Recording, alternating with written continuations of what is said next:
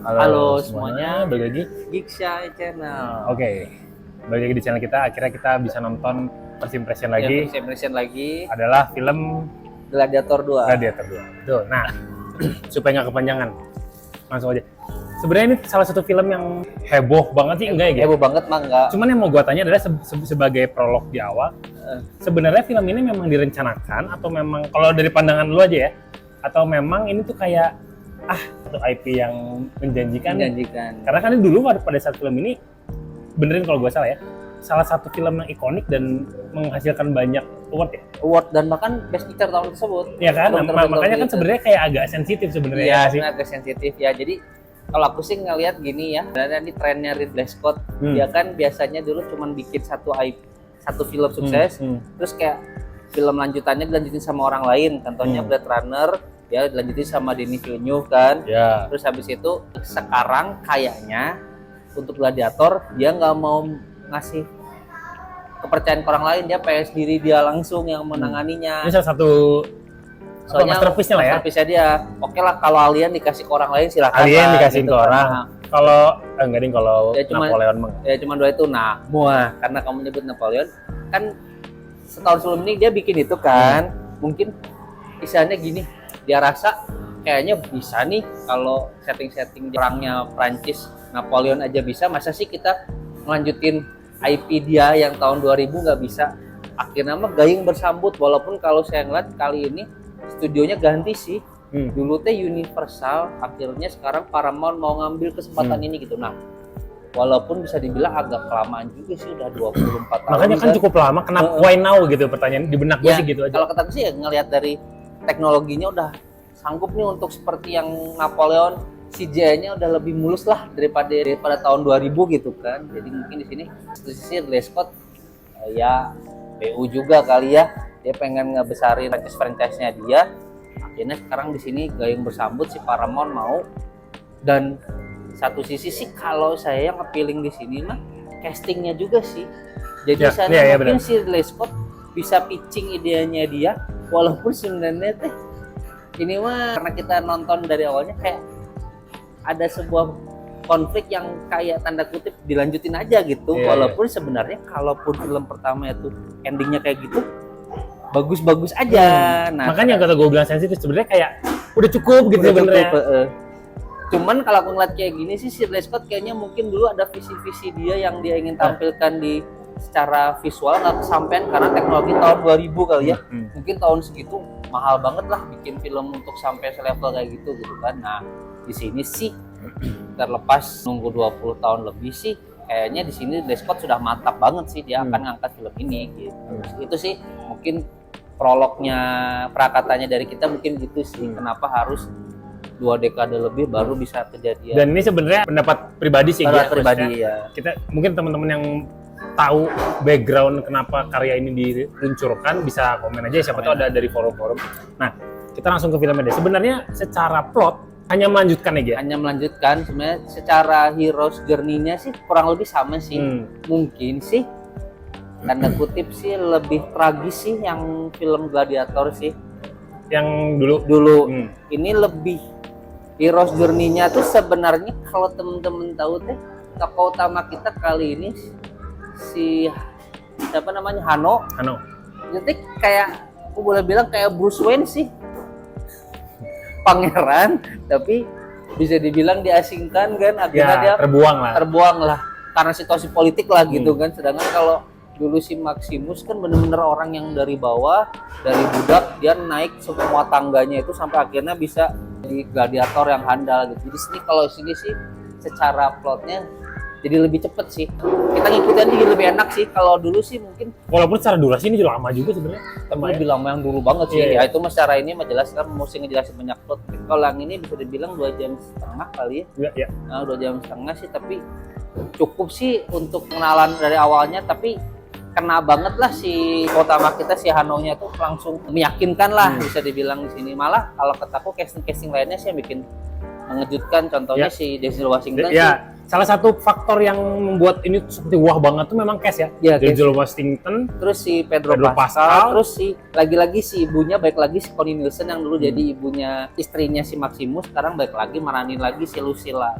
Jadi di sana beberapa orang lama tapi banyak orang barunya juga gitu di sini. Satu sisi sih mungkin di sini muatan politiknya lebih kental ya, daripada yang film zaman dulu lebih ke kolosal epic gitu ya. Di sini lebih banyak politiknya sih kalau aku ngeliat, mungkin sih pergolakan politiknya setting tahun waktunya jadinya ngepasin juga di situ. Kalau dulu mungkin lebih banyak dikit-dikit perang, dikit-dikit action kolosal. Kalau ini bisa dibilang permainan politik tikung kiri tikung kanannya lebih ditampil. Kalau teman-teman inget mah sebenarnya politik-politiknya tuh mirip kayak kalau kita nonton 300 gitu tuh enggak? Iya, sebenarnya kayak gitu kan. Tapi kan penampilannya kalau 300 kan lebih grafik novel ya. Iya. Ini mah ya kayak film epic aja gitu. Jadi kolosal aja ya. Kolosal aja lebih halus lah gitu, lebih halus. Kalau kita sih ngeliatnya gitu. Tidak ada yang istimewa plot twist dan segala macam, tidak ada. Cuman mungkin sih bukan plot twist tapi teman-teman bisa nonton sendiri setengah ke belakang tuh kayaknya temanya jadi agak berubah sih kalau aku ngeliatnya gitu. Oke, gimana tuh? Kalau aku sih ngeliat setengah pertama teh lebih kayak dia teh pengen tanda kutip tokoh utama kita teh sudah kehilangan segala tanda kutip. Ya kalau mau mati sekarang juga nggak apa-apa. Tapi tiba-tiba setengah ke belakang, gue teh harus hidup karena gue harus menyelesaikan sesuatu gitu. Jadi kayak yang awalnya suicidal tapi pas belakang-belakangnya jadi hero gitu. Sebenarnya switchingnya itu agak-agak too easy nggak sih? Too easy. Sebenarnya kayak agak-agak tiba-tiba berubah motivasinya gitu. Walaupun ya sah-sah aja sebenarnya. Kan, itu. Dan ada beberapa part yang memang mungkin nih tadi Gigi beberapa kali bilang mention ke gue abis nonton tuh kayak lebih theatrical yang ini. Walaupun memang ada beberapa part yang kayak buset ini heboh banget gitu kayak maksudnya gue nggak tahu ya teman-teman mungkin yang lebih ngerti sejarah bisa komen atau gimana. Kayak oke, gue ngerti gladiator dulu kan emang lawannya tuh singa harimau. Badak oke lah. Ikan hiu nih. Ini sorry nggak tahu ada di trailer apa nggak, ikan hiu tuh agak too much menurut gue. Cuman ya udahlah, keren-keren aja sih. Cuman gue agak jadi pertanyaan di benak gue apakah historical accurate atau enggak. Dan ya mungkin ada dramatisasi lah. Ya, dan ternyata tadi kita sempat baca-baca juga ternyata untuk karakter-karakter sejarahnya kecuali gladiatornya memang ada orang benerannya. Tapi mungkin kalau di visi film ini dia pakai nama panggilan gitu ya. Tadi kita baca-baca, ternyata Kaisari ini ada namanya panjang, tapi di film ini dia versi pendeknya ada Kaisari. Tapi sejauh ini sih secara waktunya tahun-tahun 188 sampai 190-an gitu. Jadi ini memang secara waktunya sih udah pas lah, udah historically accurate. Tapi mungkin karakterisasi karakternya mungkin sih nggak plek-plekan sama. Mungkin peristiwa dibunuhnya si A, si B sama lah, walaupun ada mungkin dibelokkan sedikit untuk keperluan entertainment. Gue nggak tahu ya, maksudnya gue tuh cukup suka film pertama ya, cuman gue nggak tahu kalau dari sudut pandang lo ya.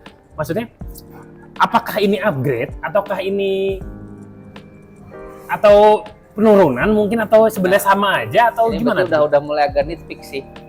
Plusnya ya, ini plusnya aja ya. Plusnya benar dulu ya.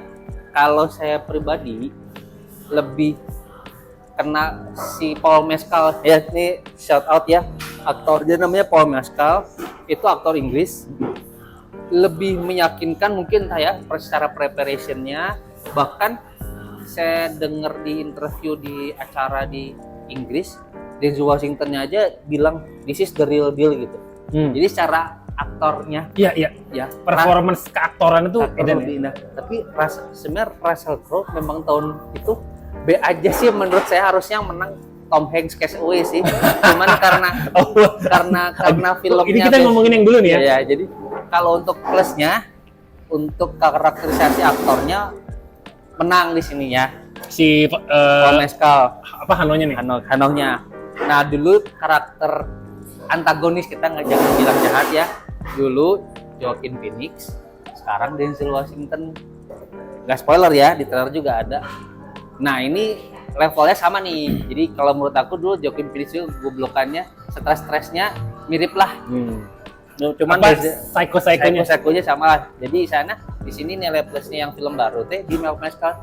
Sisanya sebenarnya di bawah 1 poin lah dari yang film sebelumnya lah. Sisanya itu maksudnya Secara film in general gitu. film in generalnya gitu. Musiknya masih dipegang sama orang yang sama, jadi masih dapat lah. Masih dapat goosebumps-nya. Goosebumps-nya masih dapat, tapi terlepas itu untuk dialog-dialognya masih lebih nendang film yang pertama sih. Walaupun ini lebih banyak repetisi Iya. dan agak fan service. Fan service-nya kental Dan banget di sini. memang begitu ini nggak mau spoiler lah. Agak fan service karena ada beberapa elemen yang kayak ditampilin. Wah, gitu Iya kan kayak gitu. Walaupun di akhir gue kayak menemukan reasonnya, jadi nggak terasa klise banget lah. Nggak rasa Ya, klise. walaupun jadinya wah, oh ya udah gitu. Cuman di sini aku sih ngeliatnya ternyata pergolakan politik deh, sebuah kata-kata yang selalu digaungkan tuh yang kayak kehormatan dan apa kekuatan ya, Power enak. power and strength Strength and and honor. honor gitu kan. Di sini tuh diangkat pisan gitu kan. Jadi kayak mungkin nggak repetisi, cuman kalau yang film yang sebelumnya kan kayak apa yang kita lakukan dalam kehidupan itu akan menggema di kehidupan selanjutnya, kekekalan gitu kan. Nah di sini ada sebuah jargon-jargon yang akhirnya kepakai lagi gitu di sini. Jadi ada yang baru, tapi itu mungkin efeknya nggak semasif yang sebelumnya. Gitu. Ya, gue jadi inget juga memang sangat terasa politiknya karena banyak statement-statement politik kayak politik tuh follows power. Gitu. Apa kayak gitu-gitu anjing. Bener lagi. Jadi deh si Ridley Scott, Sir Ridley Scott mau mengemukakan ini loh kalau film politik zaman setting Romawi gitu kan. Terus kayak misalnya hukuman nih ada level-levelan gitu kan. Kalau lebih terhormat bisa kalau kita mati di medan perang, di gladiator gitu kayak gitu-gitu teh. Akhirnya mereka para gladiator teh bukannya takut malah jadinya berani karena pengen dapat kejayaan, glory kayak gitu kan, kayak gitu-gitu teh.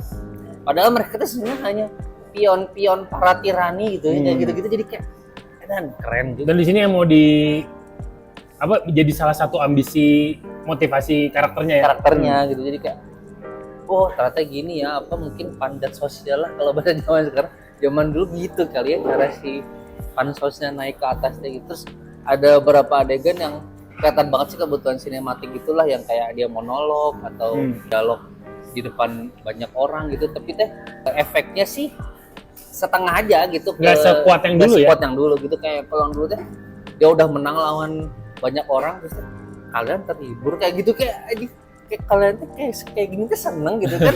Tapi kalau sekarang kebalikannya gitu, jadi kayak oh ada sebuah kelihatan gitu beda dekadenya ceritanya si masyarakat kota Romanya juga lebih dewasa dalam menyikapi ini karena ceritanya situasi mereka lagi hidup lagi tirani yang berkuasa gitu kan, dibandingkan beberapa dekade sebelumnya yang misalnya kaisarnya yang peduli rakyat, yang pro rakyat. Dan di situ memang disebutkan kayak satu generasi disebutkan. Satu generasi. Yang atau berapa tahun. Jadi mungkin sih itu kode curangnya gitu, tinggal bilang aja kita udah beda generasi gitunya. Secara nggak langsung kayak penonton dikasih info ya beda generasi, jadi kaisar bener-bener tanda kutip di sini buruk-buruknya di era yang ini. Oh gitu, iya kan. iya dia pengen iya benar. Di sini teman-teman bisa lihat kayak sisi buruknya satu pemerintahan ya. Iya kayak gitu. Dan di Roma di masa ini, dan ini yang coba dibenturkan ke karakter-karakternya. Itu sih kalau yang jadinya ya kalau misalnya yang film dulu ini mah bisa cari sendiri di Rotten Tomato, yang film dulunya cuma dikasih 79%. Oh ya? Yang sekarang 78, jadi cuma turun 1 poin sebenarnya. Oh jadi dulu juga sebenarnya tidak istimewa itu sebenarnya. Sebenarnya mah gimana ya? Mungkin sih pintarnya Ridley Scott dia bisa cari IP yang kena gitu, tapi sebenarnya secara filmnya mungkin bagi beberapa orang itu tidak membekas gitu.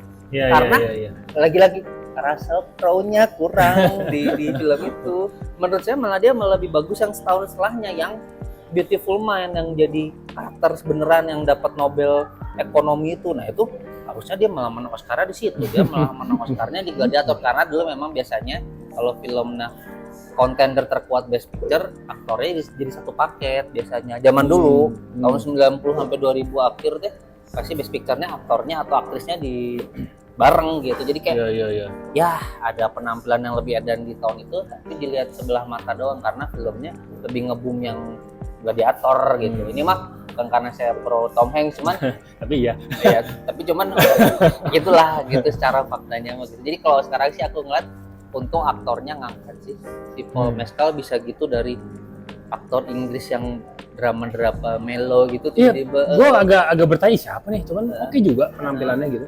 itu sih.